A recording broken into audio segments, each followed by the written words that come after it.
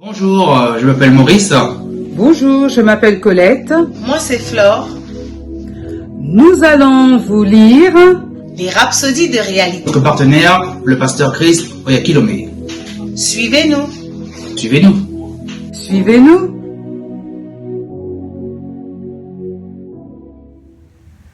Bonjour, Rhapsodie de réalité du pasteur Chris Oyakilome.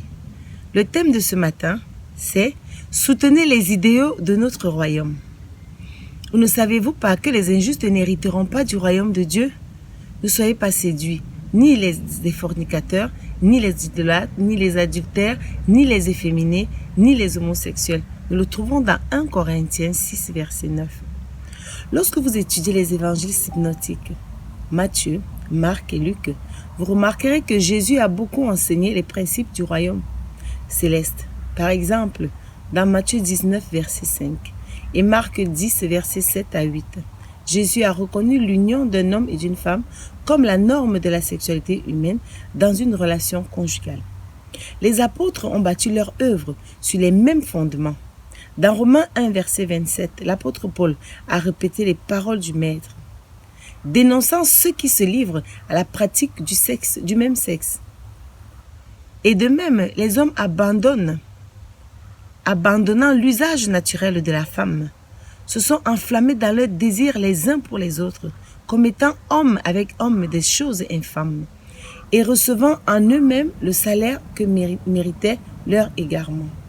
Dans Jean 15, verset 19, Jésus dit « Vous n'êtes pas du monde, je vous ai choisi hors du monde.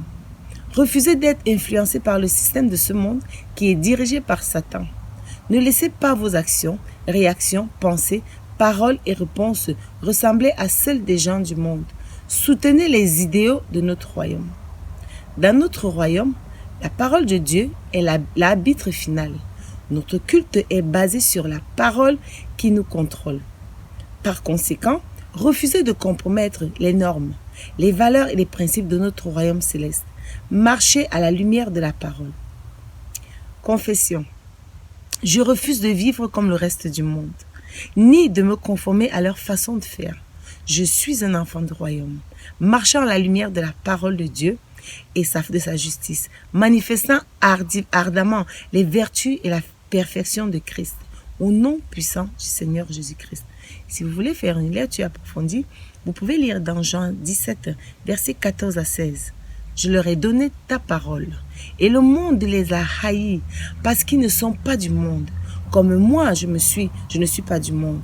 Je ne te prie pas de les ôter du monde, mais de les préserver du mal. Là-dessus, quelques-uns de ses disciples dirent entre eux, que signifie ce qu'il nous dit?